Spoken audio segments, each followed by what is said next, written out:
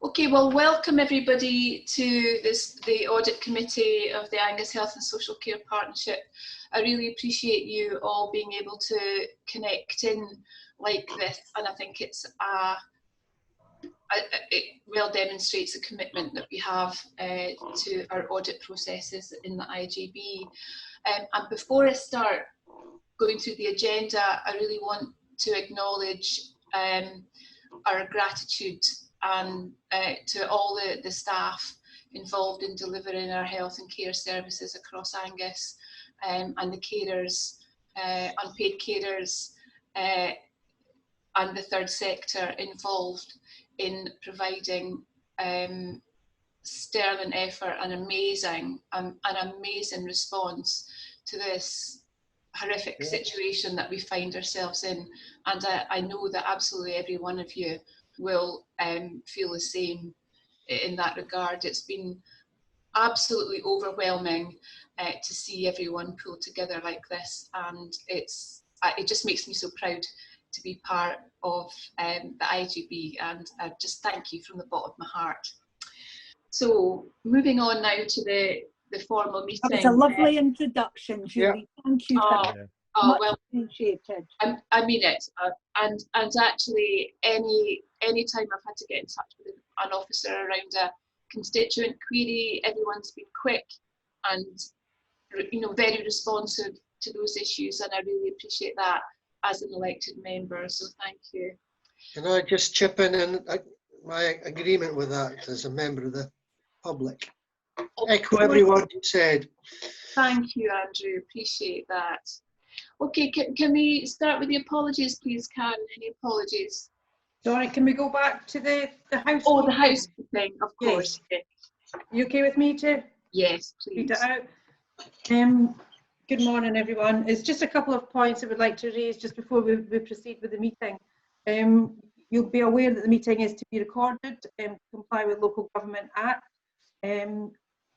What's quite important as well is we ensure that there's no personal information that's on view if you're actually using the video option.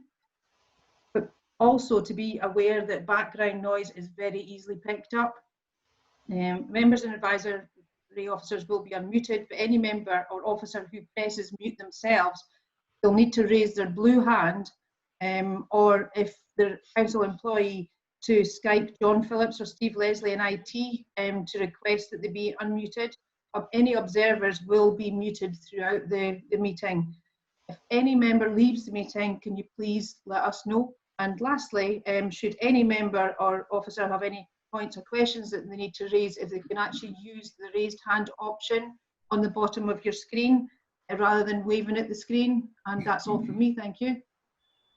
Thank you, Karen. Appreciate that. And I can see the list of participants, and if you put your hand up, I can see that because everyone's on the same page. So that makes life a lot easier. Right, apologies, please, Karen. Okay, apologies from Graham Martin and Charlie Sinclair today. Yeah. Thank you. And are there any declarations of interest? No, not today. Okay, thank you very much. Well, that takes us on to item 3 and the minutes of the last meeting, including the action points as a follow on from that. So if I can take you on to page 4 of our combined papers. Is everyone happy with the contents of the minutes? Yeah, just one point, Julie. On point 2, we talked about the appointment of a vice chair at the last meeting, yeah. And I don't think anything's happened. I know that Graham was approached and declined.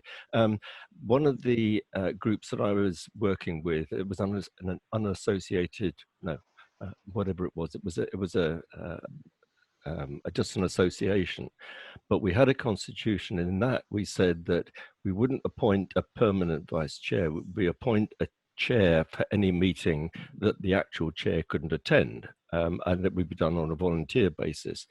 And I just wondered, I know David will probably give us advice on this, but whether that would be feasible for the audit committee, or whether the legislation prevents us from doing that. Well, actually, Sandy and I did have a conversation with Andrew Jack around this, and and without having to twist his arm too much, I think you agreed, didn't you, Andrew, that you would be willing to take this on? Yes. Good. So that was a point I was going to bring up as well, Peter, just to confirm that we'd had that conversation.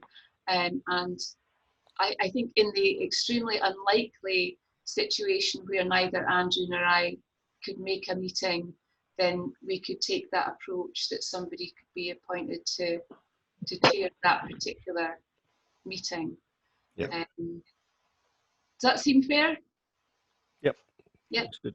Okay, so if we can formally record that Andrew Jack is the Vice Chair of the IJB now, that would be great.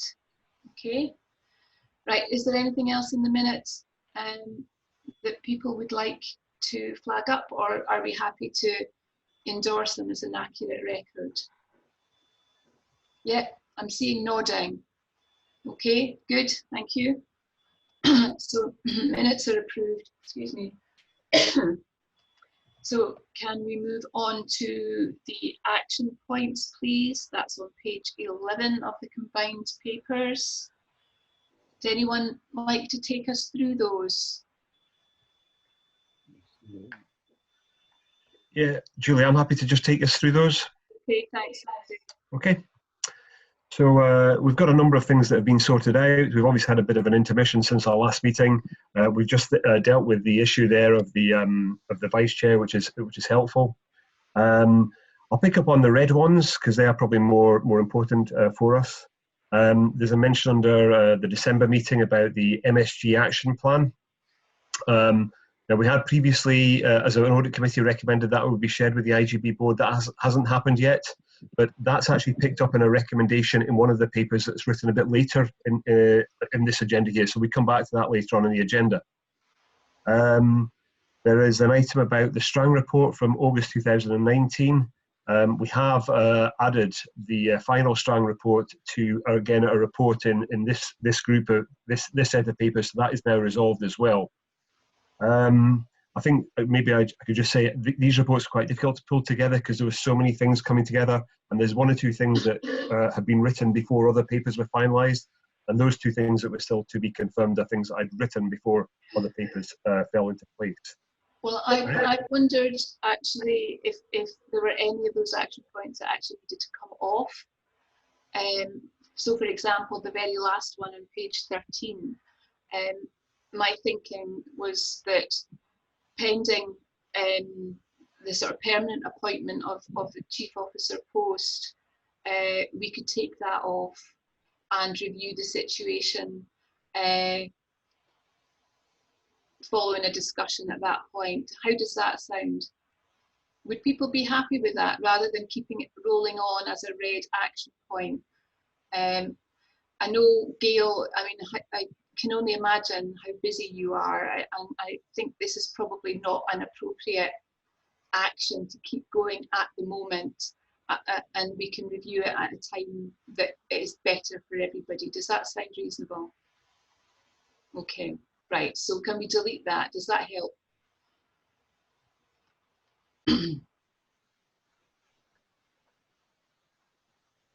I can't hear.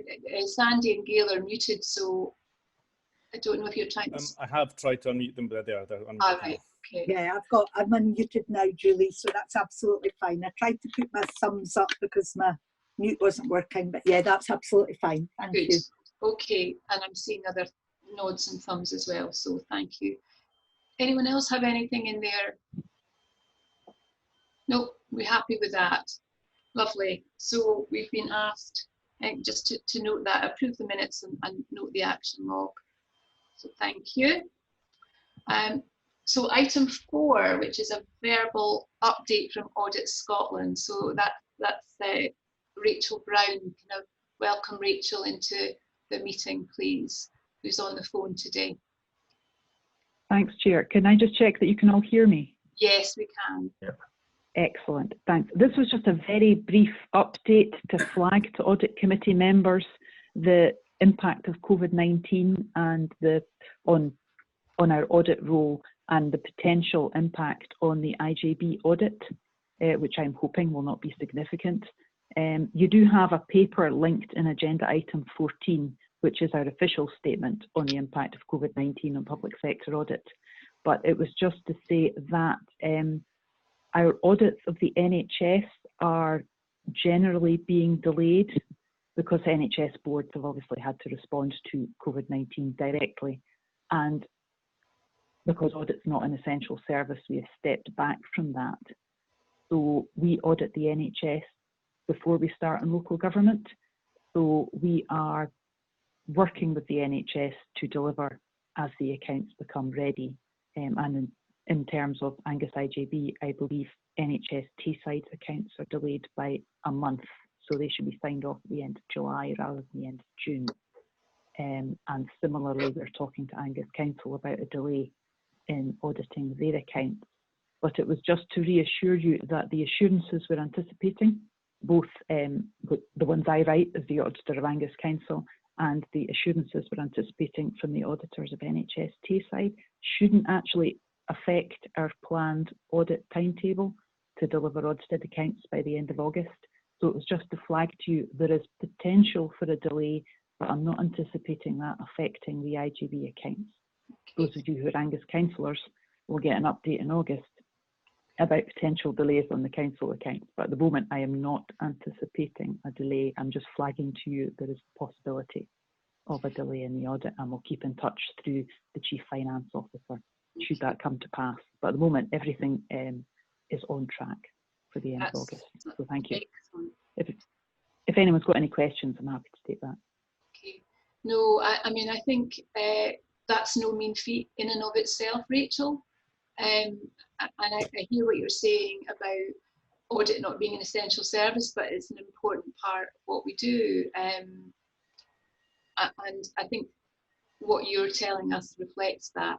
And I'm really impressed that there's, you know, it's not slipping to any great extent if it does slip. So thank you. Does anyone else have any questions for Rachel? Chair, No. sorry to interrupt. Can I just ask members and officers to unmute themselves, because I think they're muting and unmuting through the time. So there's there's not that many officers in the meeting. If they just leave it unmuted, then they can obviously just speak and just raise their hand at that particular point. And that'll save quite a bit of toing and froing. Yeah. Okay. It makes it just a little bit easier, and then just obviously use the raise hand option. Yeah. Okay, thank you. Rachel, thanks. Chair, there's one last point I should maybe just raise while I'm part of the meeting. The Auditor General and the Accounts Commission have indicated that they are likely to extend the current audit appointment, which is 5 years, to extend it by a further year. Okay. But that's still to go through official confirmation and would be notified to Chief Finance Officer and Chief Officer. But it's just to say they've indicated that's quite likely because of the impact of COVID-19 on the 5-yearly procurement of external auditors in the public sector. So you're likely to have Audit Scotland for an additional year on the IJB audit. Thank you. And I see Catherine Lindsay has her hand up. Would you like to unmute yourself, Catherine? Yeah. That was my point. I wasn't able to do that, but now somebody has unmuted me. So it's just I'm not being silent, and I do need to keep my video off because otherwise I can't hear what's going on. That's fine. There is a chance I may have to put my video off as well, if broadband wobbles too much, but you'll be aware of that. Thank you, Catherine. Rachel, thanks very much. Right, moving on to item 5, which is the Internal Audit Charter, and that's over to Sandy. Thank you, Chair. Yeah, so we've spoken about this before. We knew this was something that we wanted to review, and this is the outcome of that review. This is one of the few papers that we managed to circulate in advance of this meeting for people to have time to digest, and we took on board some of the feedback that we got from that in this final version of the paper. So it is hopefully relatively self-explanatory. We've obviously got Tony here if there are any other questions, but otherwise I'm hopeful that members would be, would feel that they are able to approve this, and also note that we will revisit this and kind of almost reapprove it when we see future versions of our annual internal audit plan. Okay. Certainly, I had contributed some feedback, so I'm happy with the way it's looking at the moment. Is everyone else? Do you have any questions or comments? I have my hand up. Okay, thank you. It was just a question that sort of crossed my mind. Bottom of page 17, it says the shared service agreement and the service spec between FTF and NHS. Tayside set out the specific responsibilities. It refers to Tayside, NHS and Angus IJB. Is there a similar service agreement in place for Angus Council or with Angus Council? Not as far as I'm aware. I can't speak for the local authority. We have a shared service. I mean, to be blunt, this document's adapted from the one for Tayside and indeed for other mainland health board clients. We debated whether we should have that in or not because it's not particularly relevant to yourselves. But it's a different relationship. We're actually external to NHS Tayside. We're hosted by NHS 5. Whereas the council audit team are just part of the council, so they wouldn't have the same arrangement. Okay. Different systems. Yeah. Yeah. It's just we're a consortium, they're not. But as simple as that, basically. Okay. Okay. Okay. Yeah. Everyone else okay with that then? Can we approve it? Yeah. Excellent. Thank you very much. And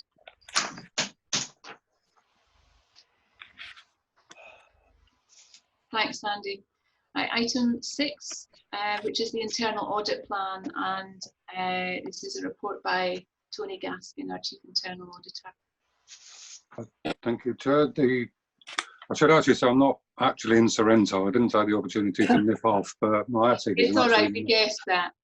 Yeah, my attic's a bit of a mess, so I just decided to blank it out. Right, so the plan is substantially complete. There is one thing in the paper that isn't quite right. So on the front, we've said that we plan to get data quality out in June, which we still do. But if you look at the appendix, we thought it was going to be out. It will be out today, but there were just a couple of bits, and because of COVID, some of the local authority internal auditors were reassigned, and they were doing this piece of work for us, so we're grateful for that. But it did just delay slightly, but that will be out. And then, to be honest, I wanted to have a look at it again in the light of COVID, just because it's our view, and you'll see this in our annual report, that COVID will, there was an extent to which the whole digital transformation agenda needed a bit more boost anyway, across certainly the health service. And I think COVID's going to accelerate that. So I just wanted to look at it in that post-COVID light, but that will be out, I would guess, today, if not certainly tomorrow. So apart from that, the report says it is, and the risk management is a separate agenda item anyway, so I wouldn't propose to go into it anymore. But that will be everything done as soon as data quality gets out. Okay, thank you. Does anyone have any comments or questions for Tony on this paper? Peter? Yeah, just a sentence that's been slipped into that final paragraph on page 24, which I picked up. It said this may result in significant revisions to the IJB strategic commissioning plan, as well as supporting documents. And I wondered if that was being picked up as an action plan for the SPG or for the IJB. Which page is this, sorry? Page 24, large paragraph in the middle. Oh, yeah. Well, we've picked that up more in the annual report because that is absolutely our view. And that's something we've said throughout. Basically, if I'm taking as an easy example, mental health. We know that unemployment, for example, causes mental health difficulties, amongst a range of other public health issues. We know also that the isolation, prolonged period of isolation, will have an impact on mental health need. Therefore, it is likely that mental health need will change from what was originally envisaged before COVID. Also, you can say the amount of staff we have available will change. Unemployment may mean that more people are available to work in certain areas.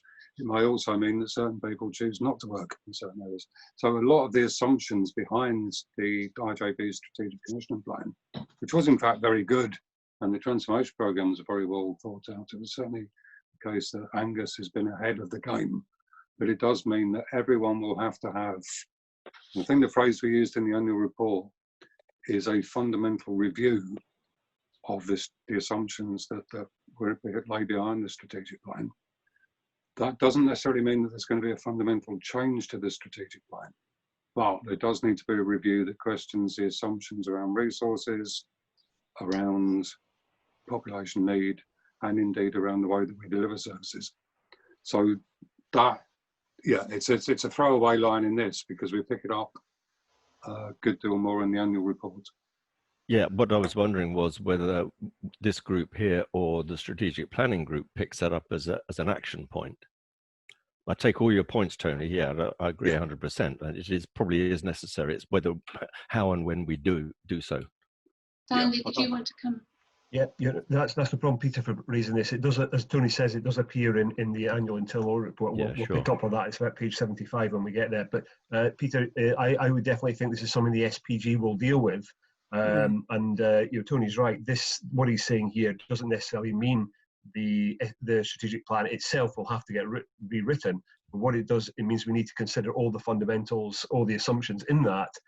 And when we do that, we then may think it now needs rewritten. So we've got to do that through the SPG. So we really do have to do that through the SPG. One of the difficult things is knowing when to do that, because it's quite hard to write a strategic plan when the world is evolving so quickly. Sure. With the strategic plan being for up to the 3-year period. So we in the SPG will just have to work out when to do that. There is some work I've done with other clients looking at how that fits in with the remobilisation, reconfiguration, redesign process, because there's a sense in which the amount of resource you have and the way you deliver service is not separate from the strategy. You don't do the strategy first and then decide how to implement it. Two things are entangled. So it's important that as we go through these processes, those actually inform, because there may be things as we're going through where we realise that certain elements of the strategic plan are no longer deliverable or desirable. And we need to identify those as we go along. And that is going to be complex. And I think to a certain extent, we need to be relaxed about having processes completely written out, because there just won't be time. Things are evolving as we move along. What we do need to be assured about is that Gail and the team are picking up these issues as we go along, and that they're being recorded and they will result. And it may be a strategic plan is the same. In some ways, that might be a missed opportunity, because if nothing else, yes, there are risks associated with this, but there are opportunities where previously there's been resistance to change. It's just happened, and actually in a lot of cases the service has been as good, if not better, than before. So those circumstances, why would you go back? McKinsey's done some interesting stuff that says you should actually have a business case if you want to revert, so that the new normal becomes the normal. But all those things will be picked up, and it's just a case of making sure they are picked up. And the SPG is certainly the place for it, Good. Along with the two partners, because the two partner organisations. And I don't want to preface the plan, but while we're here, there's a really important bit that says the IJB has to be part of those discussions, because with digital ways of working, there are real opportunities, but it's vital that the IJB has its place in those discussions, so that the health boards, the health plan, for example, and the council's IT plan, take into account the new needs of the IJB. So it's not just a thing that you're forced to change a plan, there's also opportunities to change it for the better.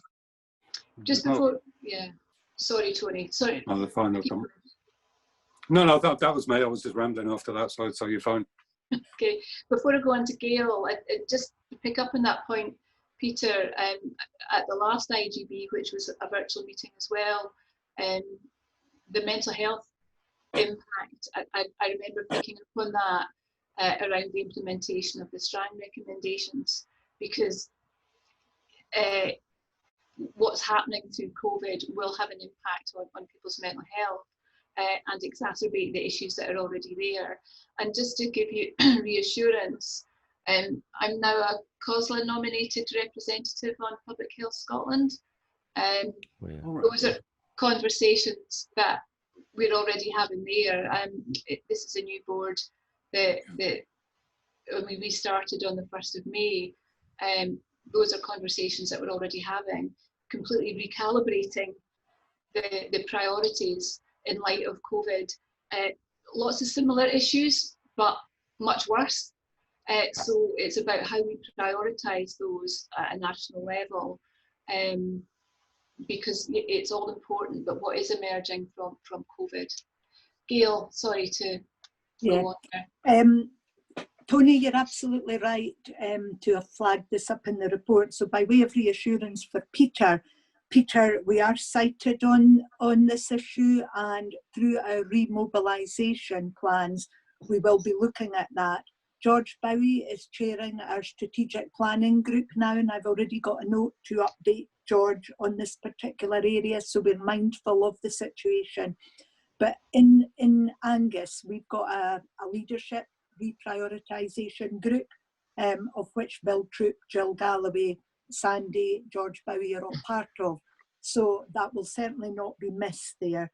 And by way of reassurance, I think for Tony, the mobilisation plan for Tayside actually includes the 3 health and social care partnerships, and Lorna Wigan and the chief officers have a weekly call regarding this, and there's also a working group that has developed a remobilisation plan, and they're a way to look at the next stage beyond July. Jill Galloway may come in on the call there because Jill's been instrumental in developing this, and Angus Council as well, through Jackie Buchanan's leadership, have established a recovery strategic group as well. So we absolutely are part of all of these supporting groups and arrangements, Tony. Okay, thank you, Gail. Does Gillian want to come in at all? No? Okay, so we've got Andrew, Jack and Tony wanting to come back in, so maybe Andrew first. Yeah, I was just going back to what Gail was saying. I did catch sight of this 3rd major group, the repositioning or reprioritisation short life strategic work. We've now got an audit committee, we've got a strategic planning group, we've got a COVID response strategic leadership repositioning group, and several other groups you've mentioned. Can that be summed up somewhere? That's my first question. And although it's not for this meeting, but I'll just mention that we probably have to relook at the whole point of 5-year strategic plans. Maybe we need a rolling strategic plan now rather than a 5-year plan that's cast in stone. It's more dynamic than what we're used to. Absolutely, Andrew. You're right. The reprioritising one, the mobilisation plans are for 100 days. Okay, so that's like a 3-month plan for 100 days, and that's the current one takes us to the end of July. Now, who would have thought we would have still been in this position that we're in at the moment? So what we're planning is the next perhaps 100 days. So we're trying to work and make it very operational, this reprioritisation plan, because we're having to live and breathe this at the moment. But George is part of that, so that can be fed in through our strategic planning group in Angus rather than revisit it. Okay? That's fine. So I'm happy to go over it all, but it's more straightforward than maybe it sounds from me today. Right, well, that's fine. Tony, did you want to come in again? Yeah, just briefly, I think there's a point which we've been picking up with our other clients, haven't really gone through it with the IJBs yet, but we're asking the question about how the board has been involved in this, both in terms of being cited on what's happening, but also being involved in terms of the understanding the principles through which redesign and remobilisation will happen and being comfortable with those. So that, for example, I know the Scottish Government has set out certain criteria, but an understanding of how that would apply in Angus. So, you know, so for example, one would assume that urgency would be a key thing, so the cancer services would go first. Ease of resurrection of the service, if you like, but just making sure the board members are cited, and in these difficult times you can't get everything in the way that it would be normally, but just making sure that board members have their place, because at the end of the year they will be accountable for what happened during the year. So it's important that they understand how that's happening and have some chance to input into the decision making without delving into operational matters. Yeah. Actually, Gail, I saw a presentation from Dr. Jane Bray last night that she gave to community councils. I think that might be quite good to send around the board. Yes, that would be really helpful, Julie. I've seen sight of that already, but yes, that would be really a good idea. Okay, thank you. Thank you, Tony. And anyone else have anything for Tony on that? Can I just check, Tony, by board, you're actually meaning the IJB board, not the audit committee? Yes, okay. Yeah. Okay, right. So, sorry, apologies till I scroll back. So we're being asked to note the substantive completion of the internal audit plan and appreciate actually, you know, the amount of work that is being achieved despite the COVID situation, and that's really quite impressive. And I think we've got good relationships with our internal and external auditors, that if there was any major issue, people would be comfortable to come to us and let us know that. So everyone okay with that? To agree? That's lovely. Right, moving on to the item 7, the risk management paper. Sorry, just let me get to the right page on that. Page 27, Chair. Yep, thank you. Okay, so that's over to Sandy again, please. Thanks, Chair. So this is one of the reports that's just been referenced in Tony's in the last item that Tony was speaking about. Risk management has been on our internal audit plan for some time, and this is the kind of culmination of that work. The actual covering report references this still being a draft, not quite a final report. And that's because, well, we all know that Gail's had a long-standing interest in risk management, and also that Gail has been very busy over the last 3 months. And so we didn't want to rush, say this was the absolute final version of the report until Gail had a kind of chance to really kind of go through it kind of section by section, not quite line by line. But Gail and I have spoken about line by line, Sandy. I've done line by line. Tony will expect nothing less. I was trying to protect Gail by not asking her to go through another report. Anyway, so Gail and I did have a chance to speak about the report briefly before we submitted it for today's paper. So we have got, obviously, a substantive report written by the internal auditors, and we've got some preliminary, hopefully near final recommendations, but we did want to make sure we could share that with this group.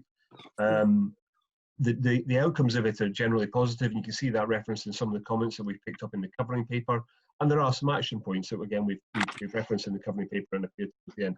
So while this isn't quite a final report, unless people feel otherwise, and I know Gail and Tony may want to comment in a second, I'm hopeful today we can kind of accept this for what it is, which is a near final. And that means we can share it with the likes of Rachel as an external auditor in this or the format it takes in the next few days. But basically accept it as a kind of a near final report, and maybe hopefully leave Gail and Tony to just kind of fine tune the final wording, all being well.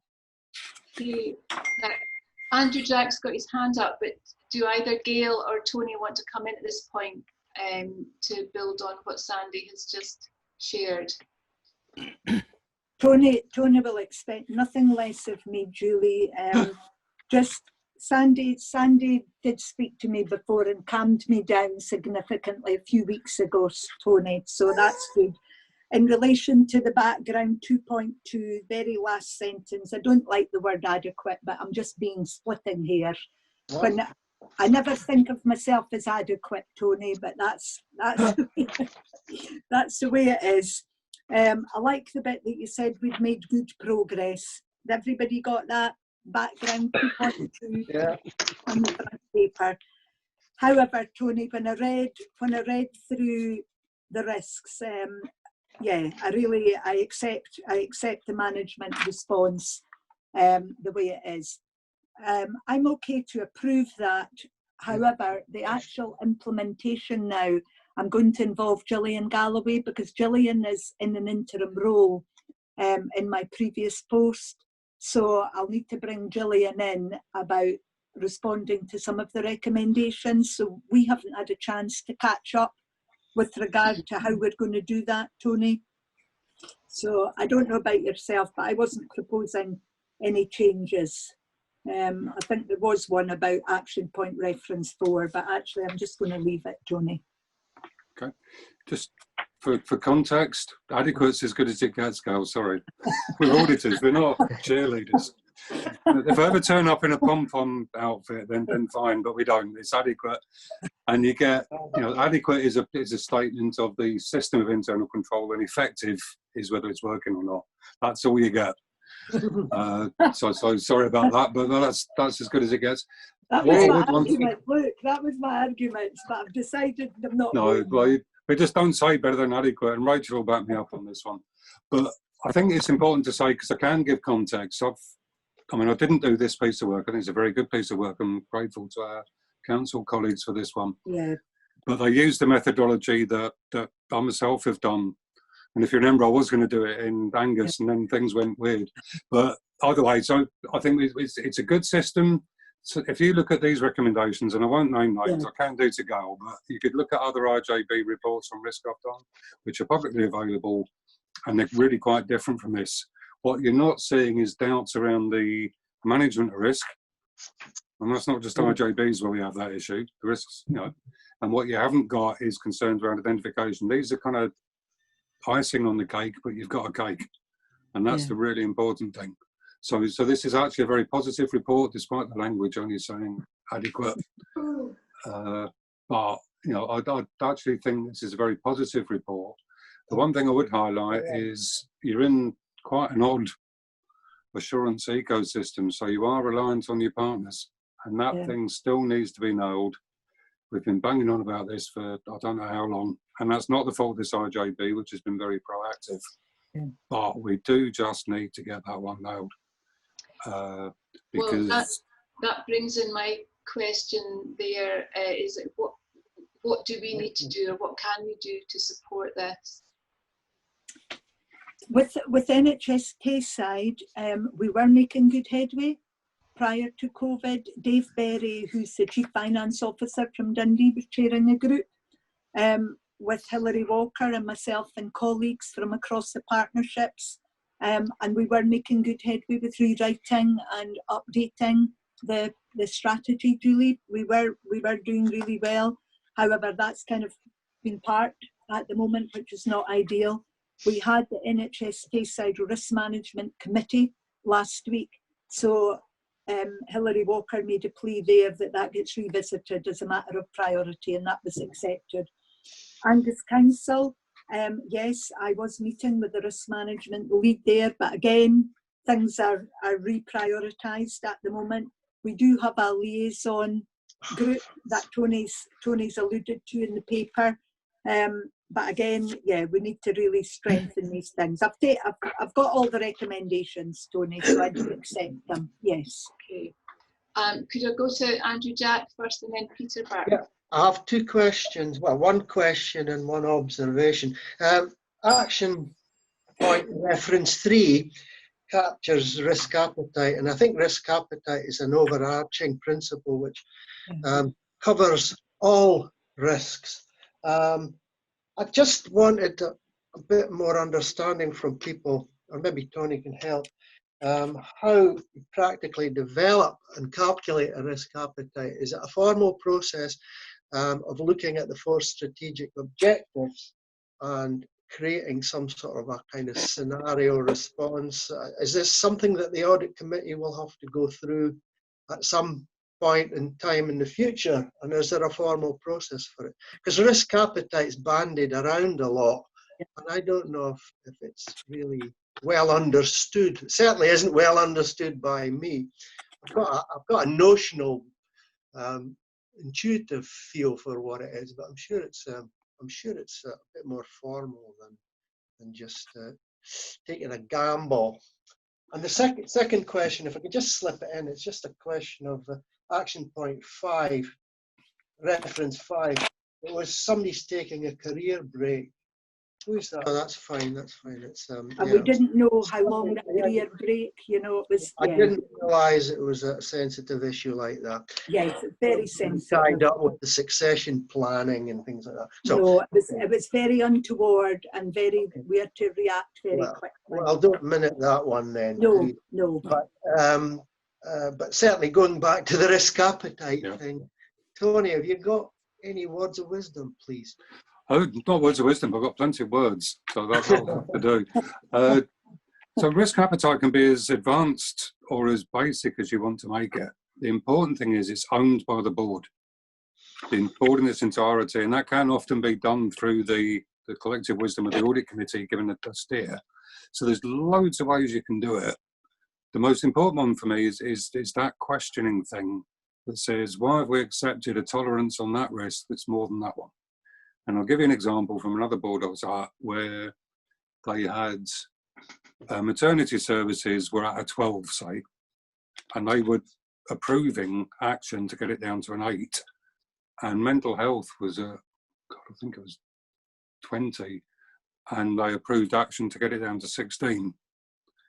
And asked the question, why are you prepared to accept 16 for mental health, but only an 8 for maternity services, which kind of implies that pregnant women are more important than mentally ill people or whatever. And the answer was they just hadn't thought that through. So it's about a consistent approach to setting the tolerance for risk. That's pretty much it in truth. Now you can do it in a variety of ways. I've done facilitated sessions. You can get private firms that do it.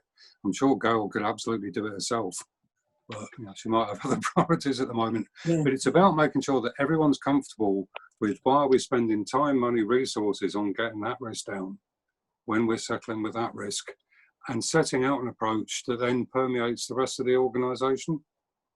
So that if you have a risk tolerance, that then permeates all the thinking throughout the rest of the organisation. So your managers aren't just deciding where they're going to put like an acceptable risk level based on their own personal preferences and approach to life. It's set by the board. So that's the theory. You can make it as difficult or as simple as you want. My suggestion in the first instance, you make it relatively simple and then build up if you feel the urge. And there are quite simple ways of doing it that you can facilitate that actually make it a real discussion about real risks rather than something theoretical.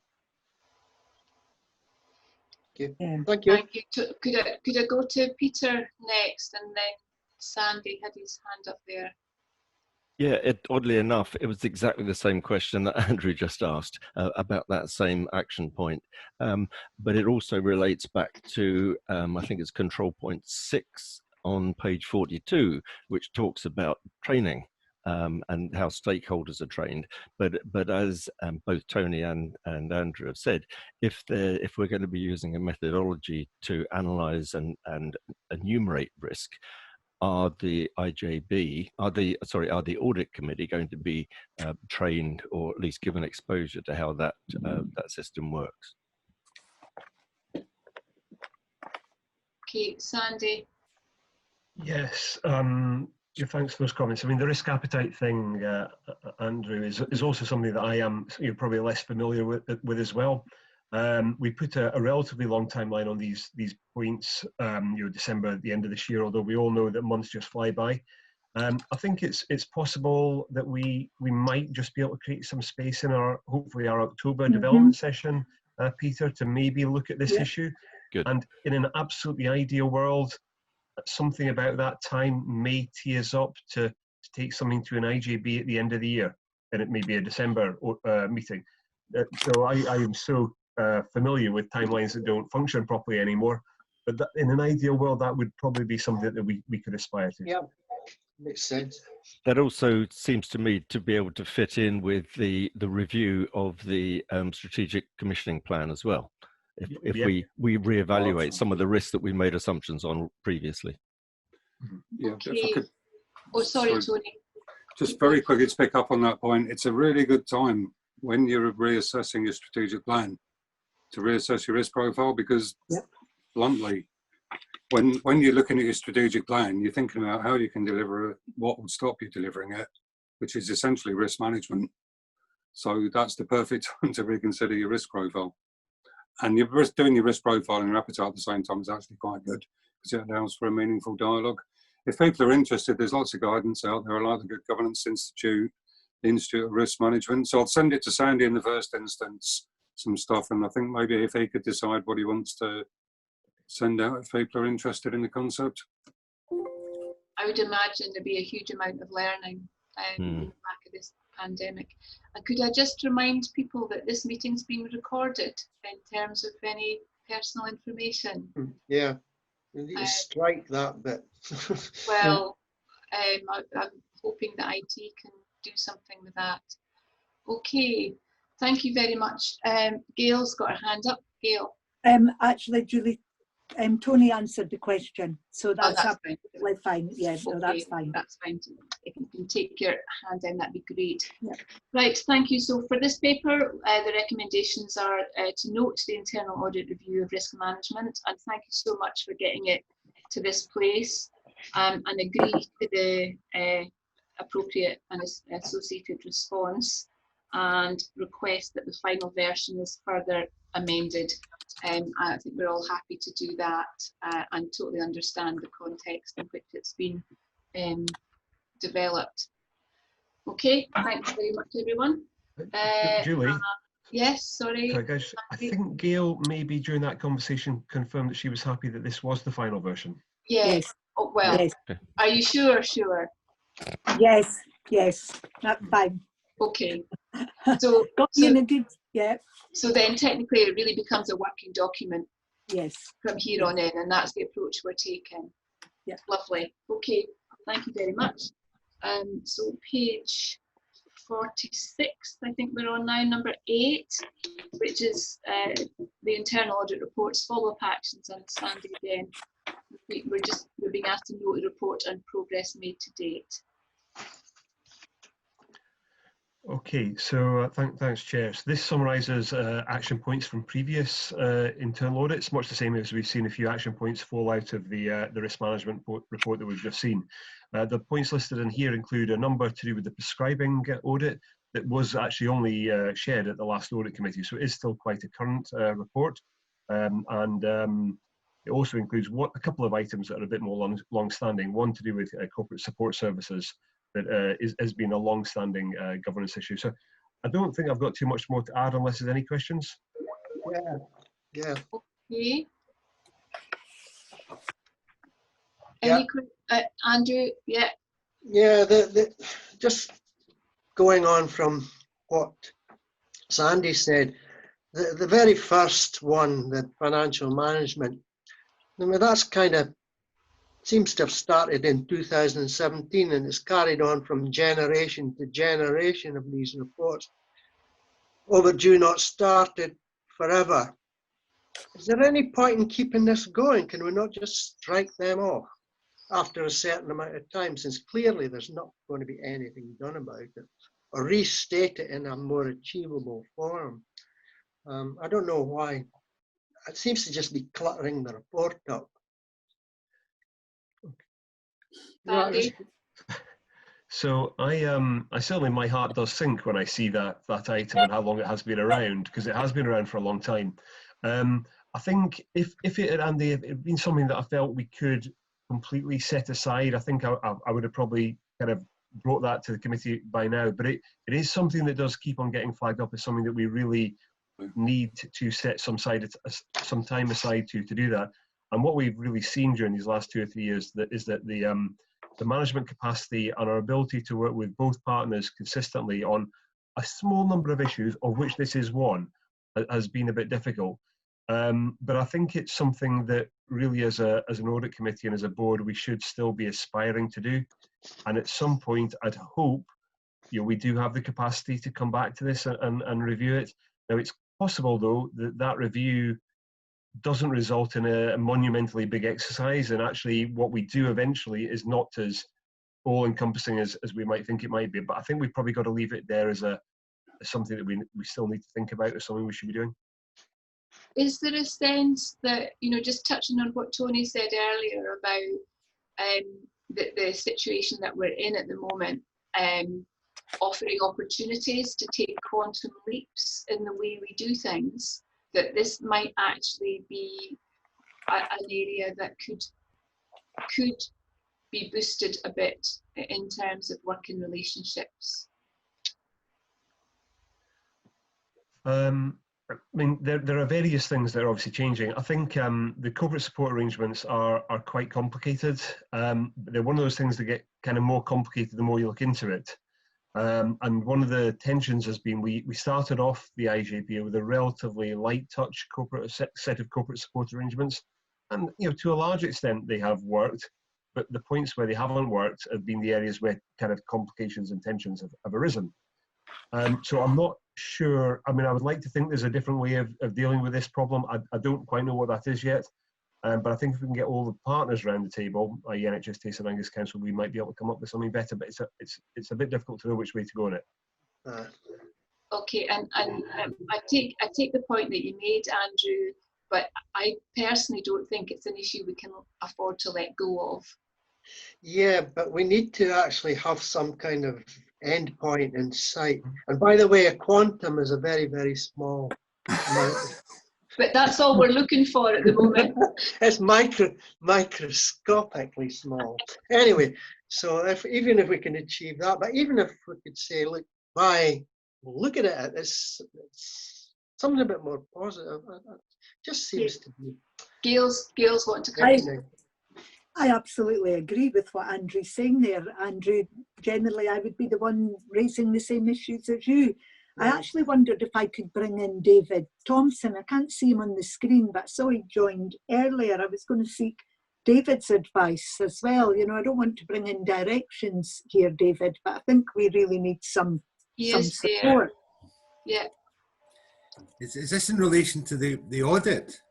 It's in relation to the outstanding recommendation 1, that we were looking to review our provision of corporate support arrangements, particularly with finance. Yeah. I mean, I think it was February 2016. There was a report to the audit committee, to the IJB.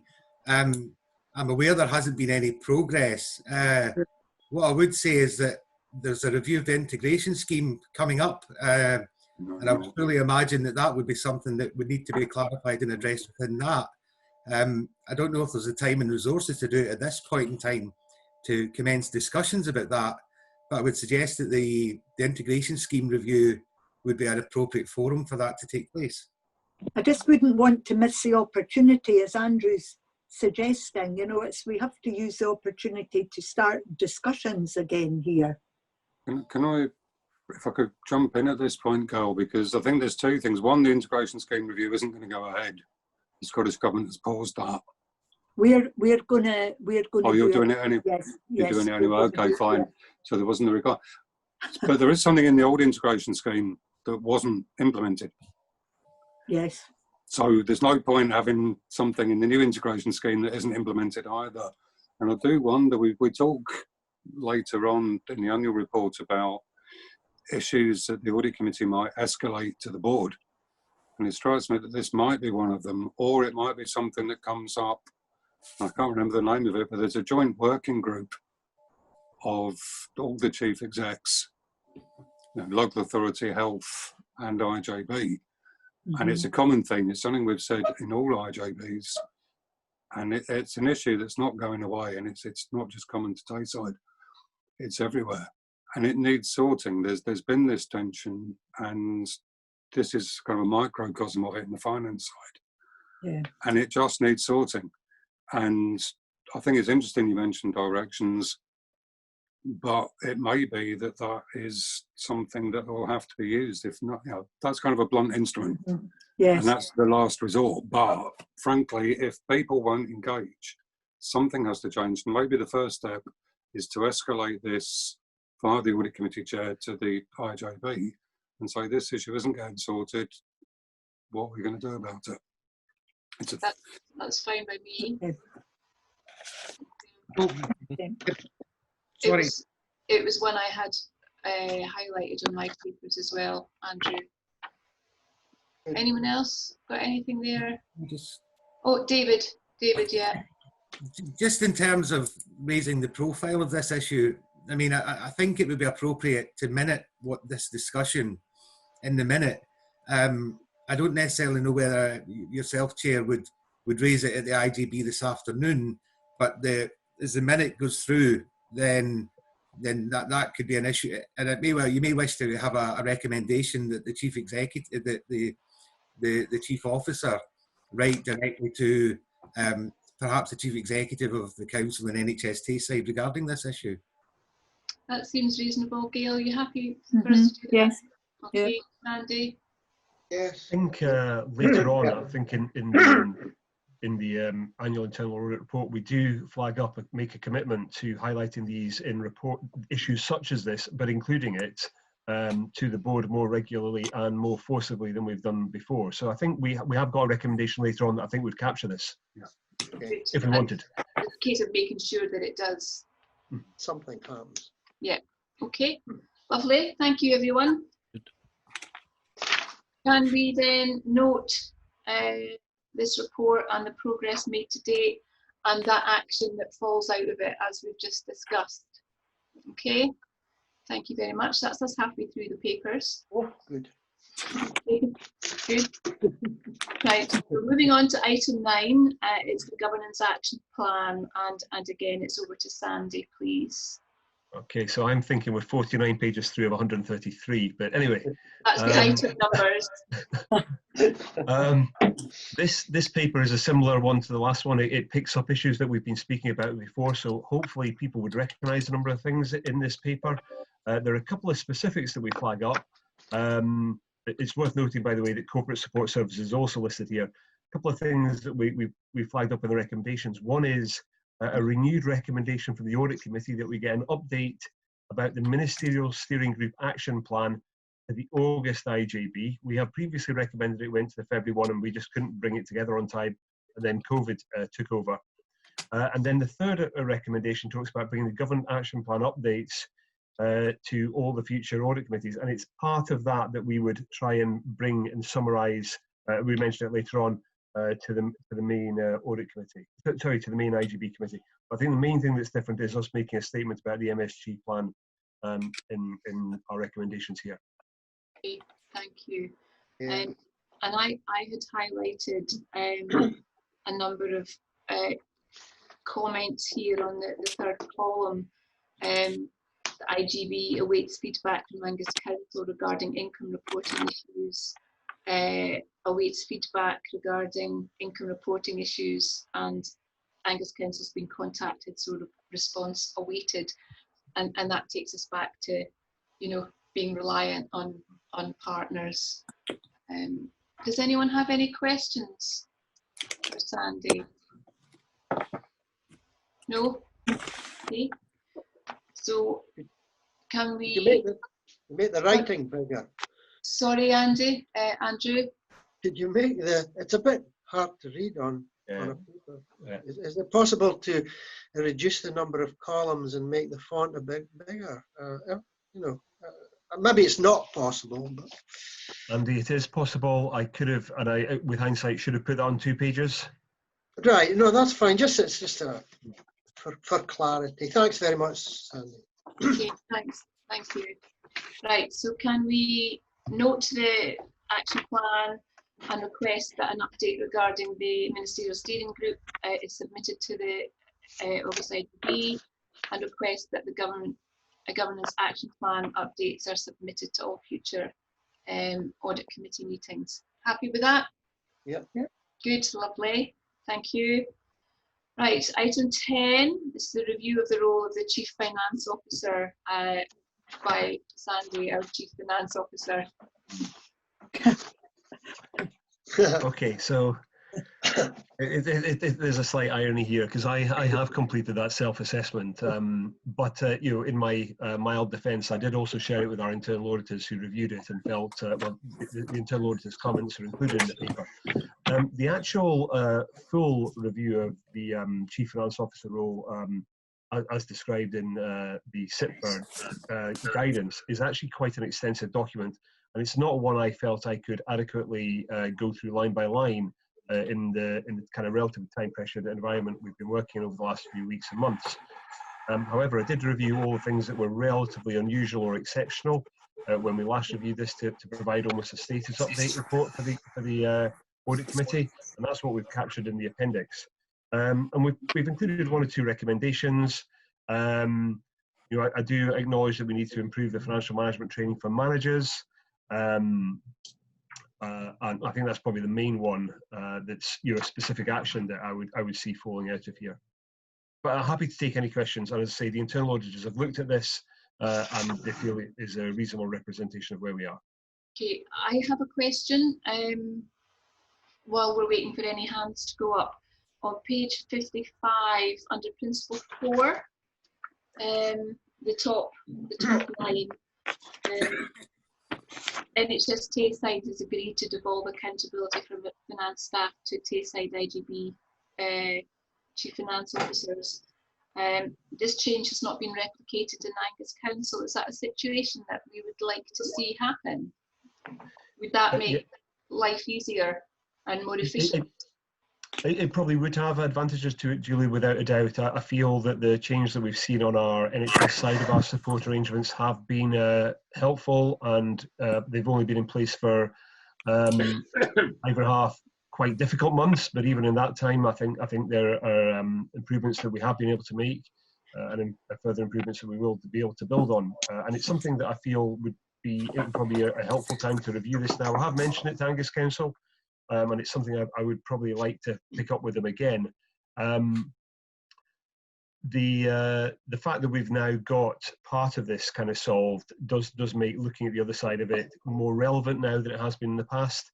You know, so I think it is something that I would be quite keen to pick up on. Okay, so what's the best way forward for that conversation? I've had ongoing dialogue with Angus Council about this. I mean, this is effectively the finance part of the overall support service arrangements, if you like, and you know, it's unusual for us in that we do have a chief finance officer in the partnership. So it is one way we could perhaps develop the relationship with the finance support function over a period of time, and that would be since 2016 to where we are now. So, I mean, if the audit committee were supportive, I would certainly kind of convey that back to Angus Council to say, you know, we'd be interested in exploring this.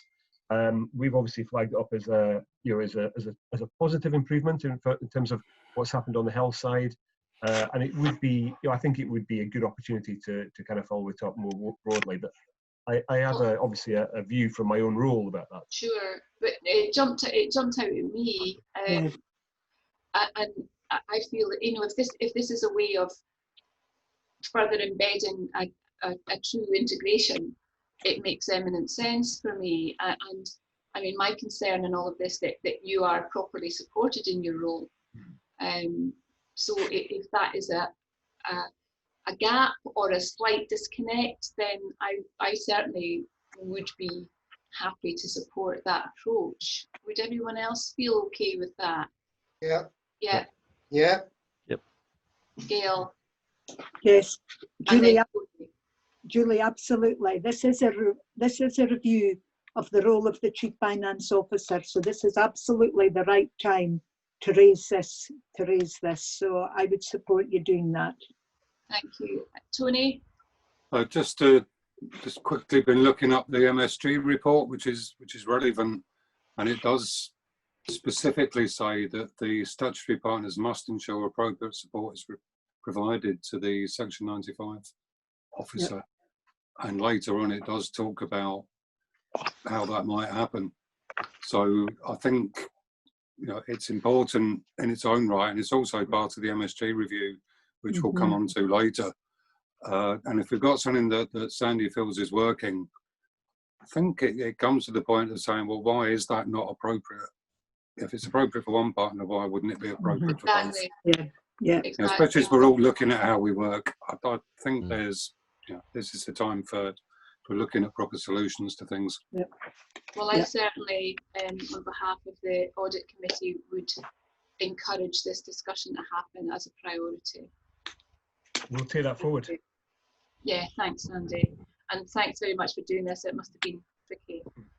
So we're happy to note all the recommendations and agree the review of the improved financial management training is available for all managers, and again note that the self-assessment has been shared with the internal auditors, and that additional action that we've just agreed to progress item principle 4, item A, the governance requirement.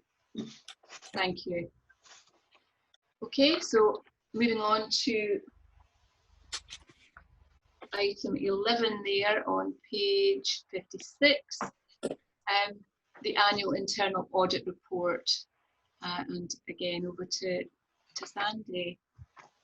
Right, thank you, Chair. So I will give Tony an opportunity to speak about this in a second, because obviously the internal auditors have largely written this report. They've written it for us to bring to this committee today. Some of the recommendations that come out of this report later on in our agenda appear in our governance statement in terms of the overall assurance, and that governance statement then appears in our overall accounts. So this is a first of a series of reports that build up to the items further down the agenda. We have done one of these internal audit reviews with our internal auditors every year. They are quite significant. They are a big document when we're kind of providing our information to the auditors to give them the kind of detail and the evidence that they're looking for. And then we get the output here, which has a number of action points that come out of it. And it also has the Tony, or the Chief Internal Auditor's final opinion at the end. But I don't want to kind of probably speak too much more. I don't know, Tony, would you like to just kind of flag up some issues from it? Because it is largely self-explanatory, but there's so much detail in here. There's any kind of salient points, maybe? No, I think I don't want to go through the whole thing at all. And to a certain extent, we've covered quite a bit of it already.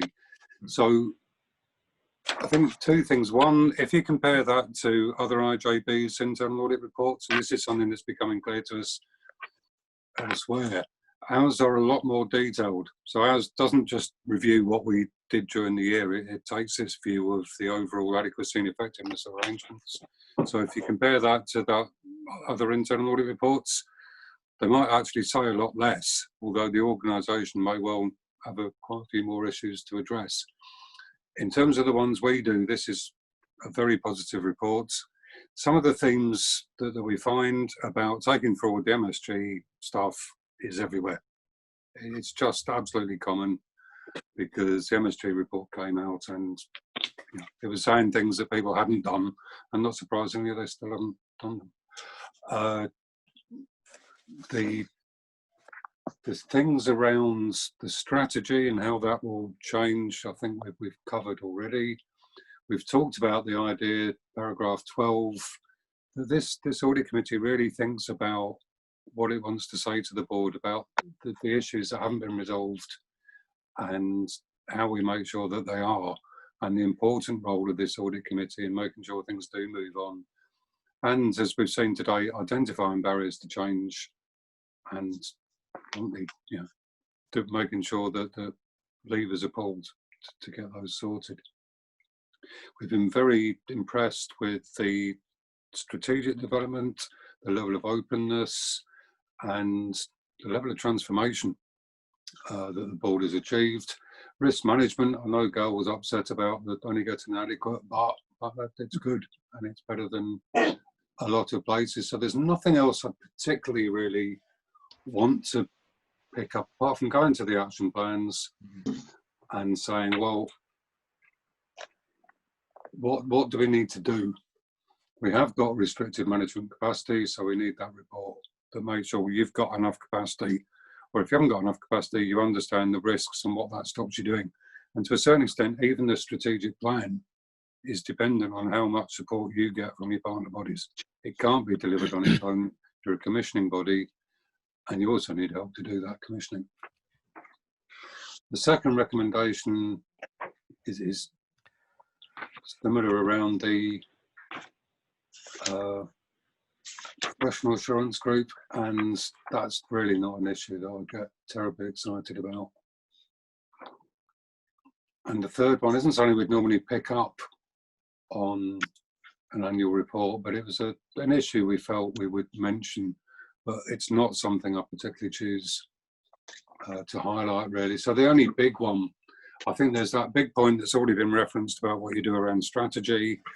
That's not really for this report, but we've highlighted that need, and Gail's already indicated that that will be taken forward. Yeah. The big one is just making sure that the things that are under the remit of this committee, we identify the roadblocks, and if we can't do something about it, we move it up to the IJB, which can. And that's really all I'd want to say, apart from reiterating that it is a very positive report. And it does look very different than some of the other ones we've issued recently. It's hugely appreciated, Tony. Thank you very much. There was a point before Gail and Andrew Jack had got their hands up, but before I move on to that, I just wanted to pick out one point on page 61, number 14, and it's a process point that I want to make. Gail has been doing an amazing job as an interim chief officer, pending the permanent recruitment process. And I'm reluctant to ask this given what's going on, but it is just a process question. Where is that process? Has that been parks, if you like, pending capacity, pending an easing of the pandemic issues? It's still under review. Julie, I spoke to the Chief Executive of NHS Tayside about that this week, and I'll speak to the Chief Exec of Angus Council. I think both were happy to continue the current arrangement, but they need to communicate with each other. I think that's okay. The situation. I hear you. I'm certainly very happy with the current arrangement. Okay. Andrew. Yeah, it's just a point of clarification. Maybe it sort of demonstrates a bit of ignorance on my part. But on page 63, item 26, it's just the wording. It says, in addition, I have not advised management of any concerns around the following. Is that because you haven't found out anything wrong, or is it out with the scope of the audit? Before Shoni responds to that, I picked up exactly that. I had that conversation with Sandy. Oh, that's twice now. No, that's again, it comes back to this slightly convoluted way that auditors are required to speak. Audit speak, yeah, honestly. It's audit speak, and then, you know, maybe I should I've only got 3 years left, so maybe I'll just rip all this stuff up and say what I mean. But no, that came from, it's not the current guidance, but it's previous guidance on the way we're required to report. And no, I don't have any, I haven't advised because I haven't got any concerns.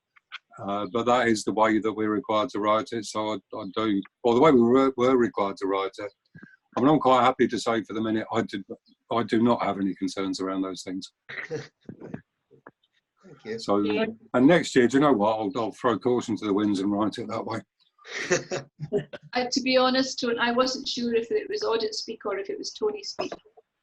It's not. Oh, that's upsetting. You've clarified it. Right. No, it's not Tony speak. That is audit speak. But next year I'll just say it. There's no reason why we can't. Caution to the wind. Okay. Well, it's not really throwing caution to the wind, is it? I suppose. But yeah, I will be clearer next time. Right, lovely. Yep, Gail. Yes, I would like to thank Tony for this report. I've actually found this a really helpful annual report, and I got the speak, and I took from it that it was an extremely positive report there from that, and I actually recognised the evaluation, Tony, in all the areas, so I'd like to commend the team on this one. Yes, thanks, I'll pass that back. Very helpful. Lovely. Thank you, and happy to endorse that. So we're happy to note the report and note and approve the recommendations and management responses, and request that we're updated as per that recommendation 3. Okay, Yes, lovely. Thank you very much. And just let me get to the next item, number 16, the annual assurance report. No, I'm jumping ahead, sorry. Item 12. 12, yeah. There we go. I've got two computers on, it's not helping. Right, so here we go. The Angus Integration Joint Board Annual Governance Statement. And again, for Sandy to kick that off for us, please. All right, thank you, Chair. So just to kind of again reiterate the linking of documents, the last document kind of helps inform this document we're about to look at right now. And Rachel and Emma, the external auditors, will obviously take into account the long document, the internal auditors report as they're doing their overall review of our annual accounts, which will include the governance statement, which we're about to go into now.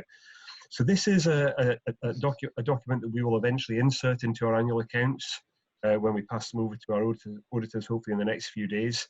It describes where we are with a whole range of governance issues, and it's hopefully a reasonable reflection of, you know, the state of play in terms of 2019, and you know, it flags up one or two things that we've already seen in the meeting today that we need to do a bit more work on. It also notes that we've got a couple of outstanding things to do. One is to gather reassurance from our partners, which this year will also include neighbouring integration joint boards who host services on our behalf. And also, all being well, we will share our our governance statement with our partners to share with our view about our own governance with them, that they can take reassurance from us. And there's references in the covering paper to the kind of communication and correspondence we would do to that effect. So we have seen these before, but of course, happy to take any questions on the content or the covering paper. Does anyone have any questions for Sandy? Peter? Yeah, it's just a minor point. The last paragraph on page 82, on the second line, it said, "It is the opinion." The "the" is in italics. We've picked that up. Yeah. Just to prove I was awake when I got that far.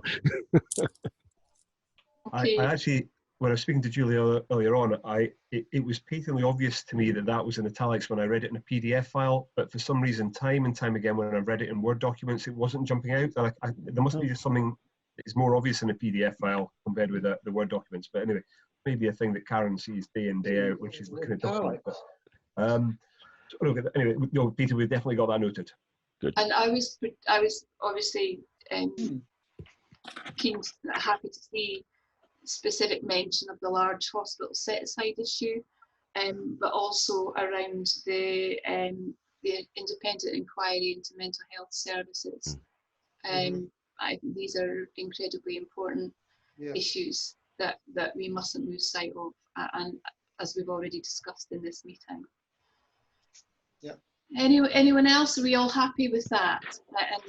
Yep, thank you very much. So we're happy to approve those recommendations on that item, on the governance statement, and we'll take forward that action. And that moves us on to the unaudited annual accounts. Sandy. Right. Thanks, Chair, again. So having looked at the internal auditors annual report, looked at our own governance statement, we then lead on to the unaudited annual accounts, and all being well today, we'll be able to consider these and confirm that we're happy to pass these on to our external auditors for them to start undertaking their review, and for us in turn, as per what Rachel said, I know Rachel's got one or two kind of just concerns that she's flagged up about timing, but all being well, we'll hopefully be able to bring these back as audited accounts in August. So just to remind people, you know, there's background in the paper about how we put our accounts together, the guidance that we follow when we're doing that. There hasn't been massive changes to the guidance this year. There has been some adjustments slightly to some of the expectations regarding COVID, but it was more about commentary of the accounts, and it hasn't particularly affected the numbers. The covering paper also reflects the kind of main bullet points. Listed on the series of bullet points are the kind of sections of the report. So we've got things like a management commentary, which hopefully would feel relatively familiar to most of the people around this table. We're not particularly trying to introduce new content here. We are reflecting on the year that's concluded, and hopefully, I would hope it's reflected in a way that board members would recognise. Under section 3 of that paper, I have accidentally left some words in brackets under the title, and that will be adjusted. It's worth noting that there are 1 or 2 sections that I haven't quite managed to complete. We normally don't complete the performance reporting section until after the performance report has been discussed. The performance report is going to the IJB this afternoon, so I'll do that afterwards. And in fact, it's an interim performance report. I think that'll become clear this afternoon. And there's a section about risk management in the management commentary that I also haven't managed to complete. And the reason for that is that's normally slightly, or quite reliant on the input from lots of managers and service people. And that's one of the things where it's just been a wee bit hard to get the time to get a particularly informed view about where we are with our most up-to-date risk assessments. However, I have spoken to Rachel, and we've agreed that we will, given that this is a 2019-20 plan, report, we will take kind of the position just pre-COVID as a kind of a proxy for where we were at the year end with our risk assessments. So that will be appearing in the near future, and that will be inserted into the report. Otherwise, we've got things like a remuneration statement included, which will have Gail's information in it for the first time, but also include information related to Vicky and Vicky's period in office. And we have got the accounting numbers, which includes the usual things like an income and expenditure report, balance sheet, which for IJBs is relatively short, a movement on reserves, which hopefully would feel familiar in terms of every financial report we take to the IJB has a reserve section in it. And then it's got a series of notes to the accounts, which provide a bit more detail on a variety of sections. It's worth reminding ourselves that the financial accounting reported income and expenditure varies slightly from the information you'll see in the IJB finance report this afternoon, which is more of a management accounting perspective on the numbers. 2 numbers just differ slightly to do with the effective way we interact our accounts with reserves.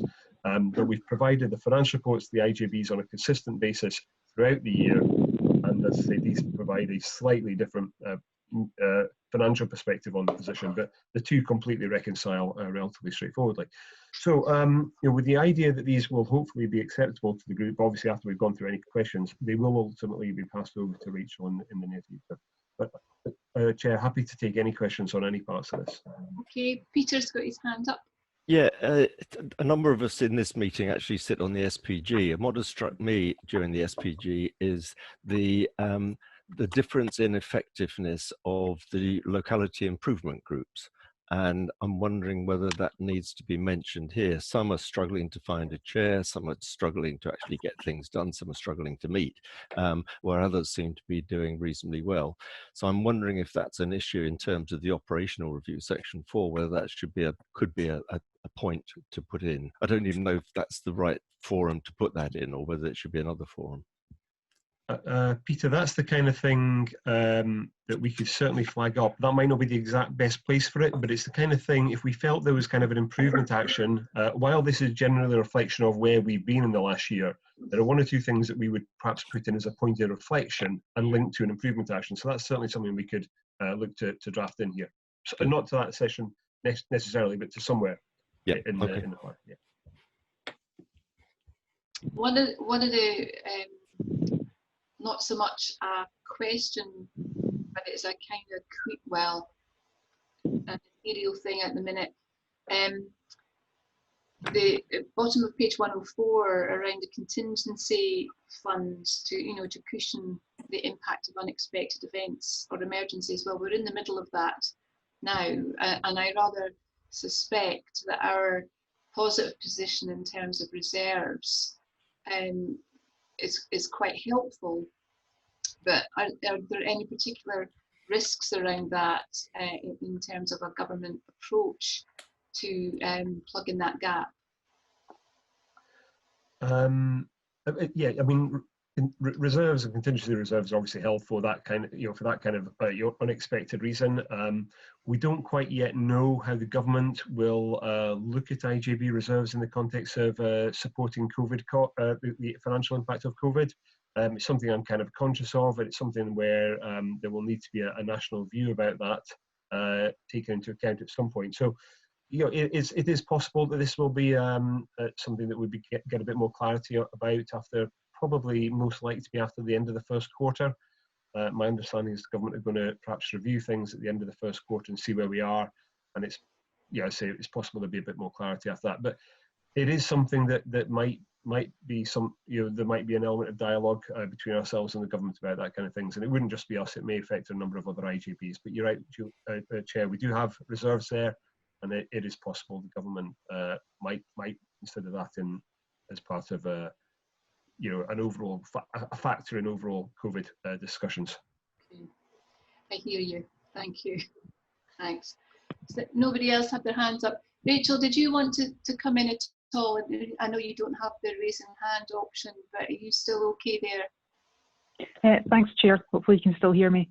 It was just to say we will obviously carry out a full audit of the accounts, but I would encourage committee members to consider, as Sandy has said, that you do recognise the commentary for the 1920 year at the front end of the accounts, and also that you consider, you've just approved the initial governance statement, and consider whether the IJB would want to be more explicit on some of the COVID-19 governance arrangements, and that you're continuing to hold board meetings and audit committee meetings remotely, and you've taken into account the need for publicly accessible records of that meeting. Absolutely happy to do that. But that's about it, because we'll take away the accounts and review them in total. But those are the 2 points I thought you might want to consider at this stage. Thank you. Yeah, we cancelled the first the audit committee that was due immediately into lockdown, and we agreed a process quickly on where we could approve or agree papers in the interim. But it is good that we've been able to continue in our full capacity as a board and as the audit committee, as we're seeing today. People happy with that? Can we approve the recommendations there? And again, thank the team for a significant amount of work in that. Thank you very much indeed. Okay, so moving on to the next paper, which is our external reports, item 14, which I find always very helpful. We've seen some of these before. Mm-hmm. So it's really just for noting. Yeah, happy with that. Yeah, and Chair. Thanks for continuing with these reports. They are useful. Sandy. Yep, Chair, just to flag up, somewhere earlier on in the papers, we have said that we are still thinking about or looking at how we share this type of information with the IJB board more generally.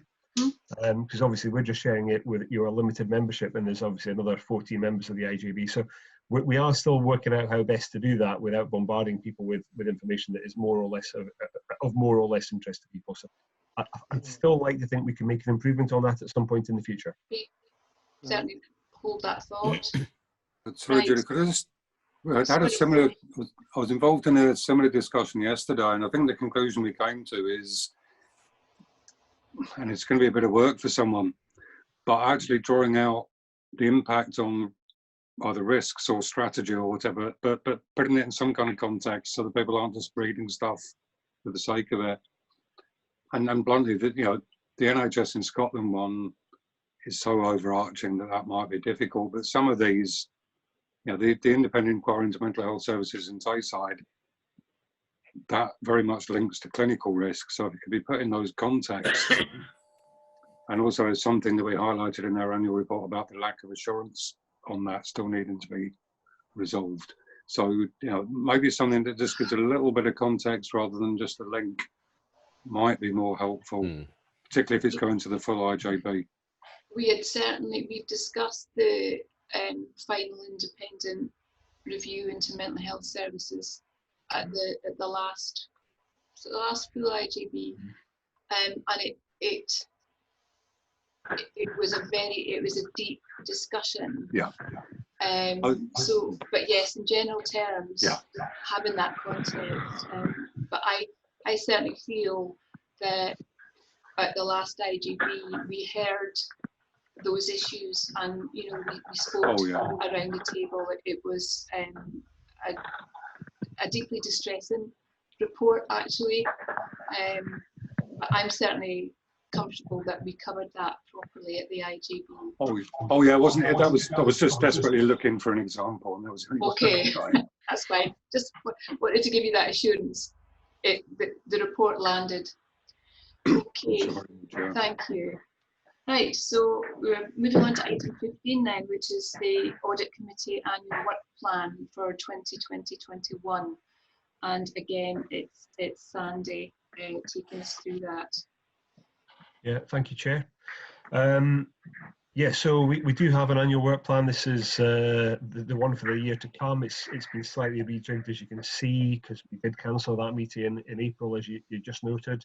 I think when we were considering cancelling the meeting in April, we did feel, and this is not the technical phrase I feel, but we did feel we could perhaps just get away with that.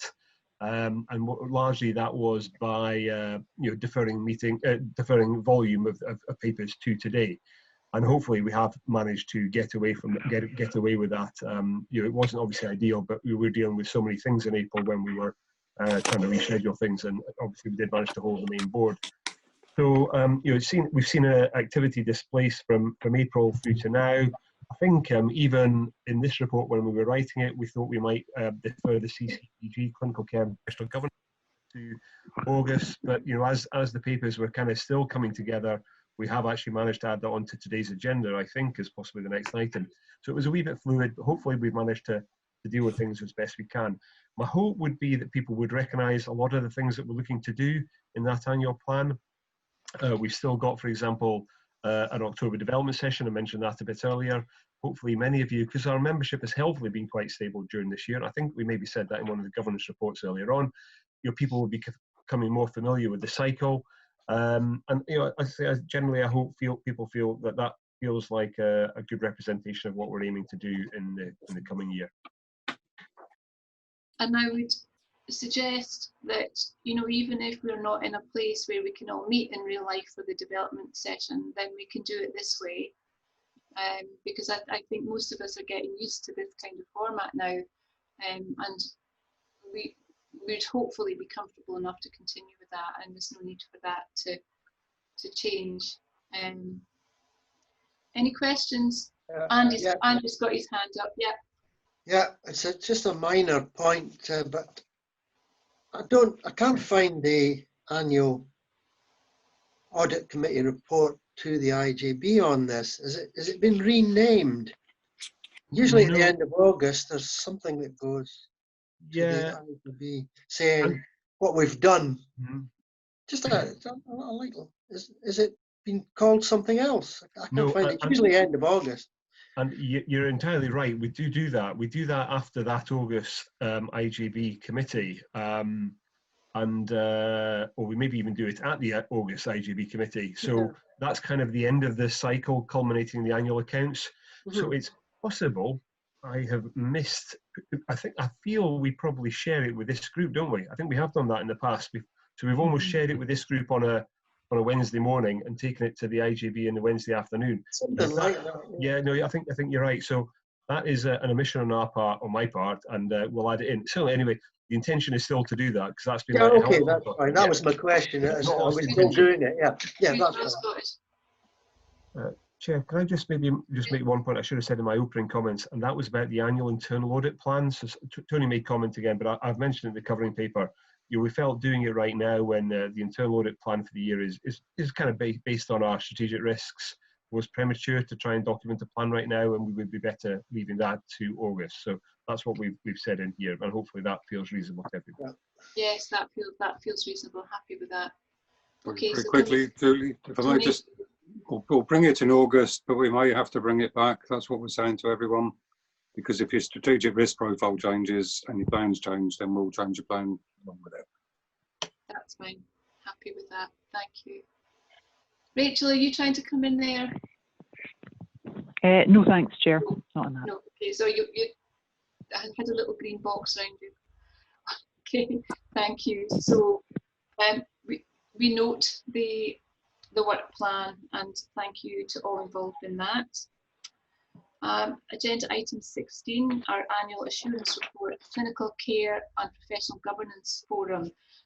Before we start with that, I just want to say yet again what a comprehensive range of work that's covered in that. I always find this a really impressive overview of the work that is going on, and I would certainly be keen to ping that upstairs, if you like, to the IJB itself.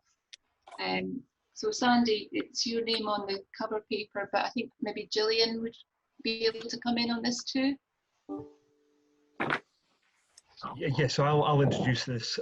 So it is an annual report. It's one that we managed to get. I thought we might originally only manage to get it to the August committee. We managed to get it to the June committee because the report was being reviewed by our CCPG, I think, on about the 10th of June. So it was already kind of produced and well documented. It's a report that you've seen a similar version before. I'll let Gail and or Jill speak about this.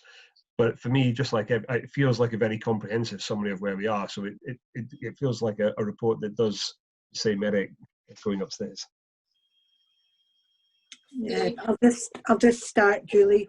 This is actually, it's really very positive when you see the year's report all aggregated together. It's very encouraging when you see all of the activity and all of the work that's been undertaken in relation to clinical care and professional governance across the whole of the health and social care partnership. And the number of notes that we've got around our corporate risk management exception reporting as well, and what we've done. I absolutely think this is an immense piece of work, and I'll be very supportive, Chair, of you escalating that.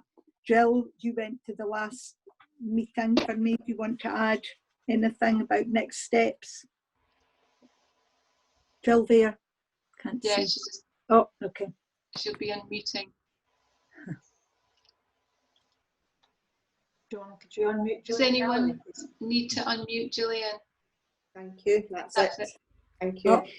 Yeah, so Gail, I was going to ask you if you wanted to comment first anyway, because you were obviously progressing it in your previous role for the majority of the year. I think Alison and Gail have put a tremendous amount in. I think some of the information we heard as part of the internal audit around risk management, I think we have picked up on some of the issues through CCPG, and I think that's a really important point to make in terms of the management of the strategic risks. So it was nice to see in that report that what Tony had said around the management of risks is good, and we want to continue to build on that and take some of the learning from that as well, and think about how we look at performance in a different way, how we look at the learning from complaints, incidents, etc., and how we're going to progress that going forward. So I think definitely credit to Alison for her clinical leadership around this as well. I would certainly be keen to reflect my enormous thanks and on behalf of the audit committee for this level of work. I think it's really impressive. I did have a wee question for either Jill or Gail. Is there any value for the audit committee seeing any of the output, sort of a sample output from any of this work? So for example, the local adverse event review, near misreporting, so that we can see that learning, if you like, in a greater depth of detail. Would that be appropriate? Oh, I'm trying to unmute myself and I'm unmute. Julie, I don't think there's a problem. We can go back to Dr. Alison Clement and others and have a look at that and see if there's any reason why not. Yes. Okay. Thank you. I'd be interested in terms of the process. Yes. Gillian. Thanks, Julie. Chair, in terms of bringing it back, I think it would be good to look at the outputs and the lessons learned from a lot of the different areas of work, including complaints and that. So we have that information in individual reports, but what we could possibly do is bring back a kind of outcome and a lessons learned report to the audit committee so that we can demonstrate what the outcome of incidents or complaints, and in fact some positive patient feedback as well, and sharing that across the partnership and wider as well. That would be superb, Jill. Thank you. And I see we've got 3 hands up, and I've missed the order. So we've got Catherine, Tony, and then Peter. Thank you, Chair. So this report came, I think, last year as well, and I'll make again the same point that I made last year, which was that the Chief Social Officer is not a full member of the group, although I am noted there as a full member, and that's because I sit on the Tayside-wide Clinical Care Forum, and that the group that you are looking at a report from reports into that Tayside-wide group, which is where I exercise my oversight role, and therefore it would be very helpful for me if my name were removed and the list of apologies noted removed from the report that we agree, certainly if that is being reported again to the IJB. I do and have continued to receive copies of papers as a copy to for information, and again I can pick up and scrutinise then any matters from a social work perspective that I feel merit further attention. So there is a senior qualified social worker who sits on the group, and there is always a social work representative there. Okay, thank you. Point taken. Tony. Okay, just well, for a couple of points really. The first is to say that probably the Angus IJB clinical and care governance arrangements are the most developed in Tayside or possibly anywhere on my patch. So they are very positive. So what I'm about to say is more about how that's reported. So I think in terms of bringing back the lessons, and we can probably do it offline, but there is a format that might be helpful in terms of really that group giving some positive assurance in terms of the risks it's looking at, overtly saying the risks are either right and at the right score and the controls are working, or they're not, and this is what needs to change. And a couple of things I'd really want to highlight. One is that there's some Tayside-wide work going on, which I think the Audit Committee should be cognizant of, which is in terms of tightening up a lot of these arrangements. And that particularly links to the very last item that the group received on page 133, which is the Perth and Kinross Clinical Care and Professional Governance Report, which has been discussed in public and did highlight some quite serious gaps. And given the cross-referencing that goes on, in other words, you rely on the other IJBs for assurance on their posted services, I think is particularly important. So there might be something about the format of this that just allows a bit more meaning to be drawn, both in terms of assurance on risks, what the key themes are, what the key developments are next year, and if there's any control weaknesses, whether they're in your power or not, just to make sure that the assurance that comes through is systematically described. But I can speak to Gail or Gillian offline on that. Good. Okay, thank you. Peter. Yeah, this follows on from the same point that Tony was making and Jill was making. I'm just concerned that there's a huge amount of work preparing this report. There's a huge amount of work behind it, of work that actually been achieved and outcomes that have been achieved. And I wouldn't want to put more load on people like Jill and Alison just preparing some samples or examples for us, because it's sort of a matter of interest rather than of particular importance, is my view. So we have to make sure we strike the balance that there's not too much of a workload in producing the reports that we get. Absolutely. And what I was hearing from Jill, though, that there's stuff there, there's material there that would be easy enough to share. But also picking up Tony's point that actually if there are issues or barriers or gaps or things that need to be addressed, then, you know, what can our role be as an IJB in terms of overcoming those, or at least having them in our horizon? Mm-hmm. Does anyone else have any? Oh, Sandy does. He's picking up his actual hand there. I'm just partly picking up what Peter said, and just kind of thinking about partly about workflow and everything. Would it be helpful if we maybe do a couple of things? Firstly, that we do take this to the IJB board, which we've already kind of, I think, felt that was a very good thing to do. And maybe in given that this has already been agreed through the CCPG itself, I kind of don't want them to have to go back and almost rewrite their report.